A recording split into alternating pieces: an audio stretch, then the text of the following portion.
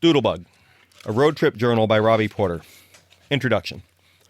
By the time I was 28, I'd driven across the country 10 times. All of these trips, except the first one, had a simple purpose: to get from one place to another, back and forth between college in Santa Fe and home in Vermont, or out to Wyoming for a canoe trip, or to California for a summer. Because most of these trips were taken in an old Land Rover, which topped out at about 60 miles per hour, I got in the habit of going on back roads and avoiding the interstate highways.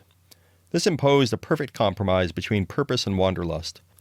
On the one hand, there was the necessity of getting to a destination. On the other hand, when you're winding around on two-lane roads, you've already given up on getting there in a hurry. Sometimes it took 6 days to get from Santa Fe to Vermont, sometimes 9. The compromise meant that I got to see a lot of the country, and I always knew why I was driving. Some of the happiest, most rewarding, and interesting days of my life were on those road trips. I had a variety of traveling companions, friends, girlfriends, my sister Molly, and for the canoe trip, my brother Louis, who was 14 at the time, and our friend John. At the end of the day, if a serendipitous turn brought us to a state park in a beautiful little canyon, I felt as though fortune was shining on me. The next morning, there were more miles to roll away and another interesting stretch of road. My first road trip was different. I was 18 and confused about what to do with my life. I had a vague idea, prompted by an article in a National Geographic, that I would like to see West Texas, and no other purpose.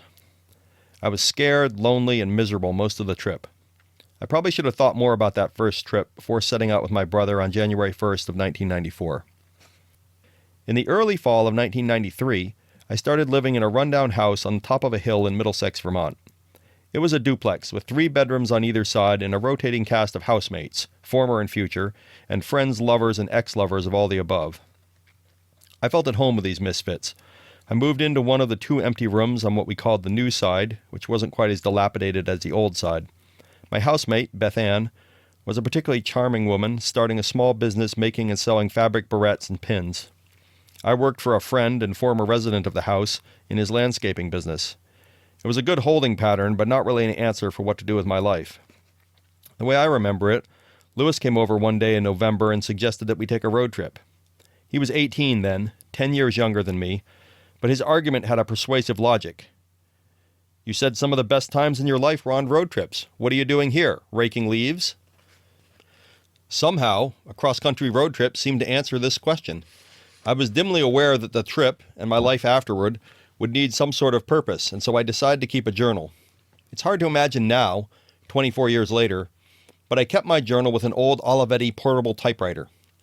Standing at the front of our truck, a 1979 two-wheel drive Toyota long bed, and typing on the hood, or sitting uncomfortably in the back, I pounded the typewriter keys into the ink ribbon and forced letters onto the paper. Today, as I sit here at my computer, the whole process seems as archaic and distant as the road trip itself. I glanced through the journal occasionally over the intervening years.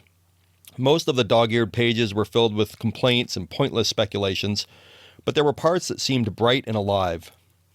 I've cut out about half of the writing, added bridging words or sentences, and taken the liberty of reassembling and rearranging some sentences in ways that make more sense than the garbled constructions I wrote in the back of the truck.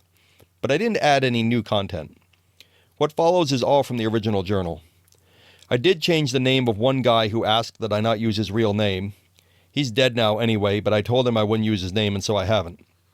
Louis and I wandered, first going south to find warmer weather. Our route was determined partly by where we had free places to stay with family and friends, and partly by whatever we wanted to see along the way. It took us a little more than 2 months to get from Vermont to Los Angeles. There was no perfect compromise for this trip. The purpose of the road trip was to take a road trip, sort of an existential tautology, and the pointlessness of it weighed on us from the beginning, as did the absurdity of a road trip being any more or less meaningful than any other endeavor, the typical existential dilemma. This sort of musing, alas, made up at least half of my journal. There were also interesting encounters and experiences, and it's these I've tried to preserve.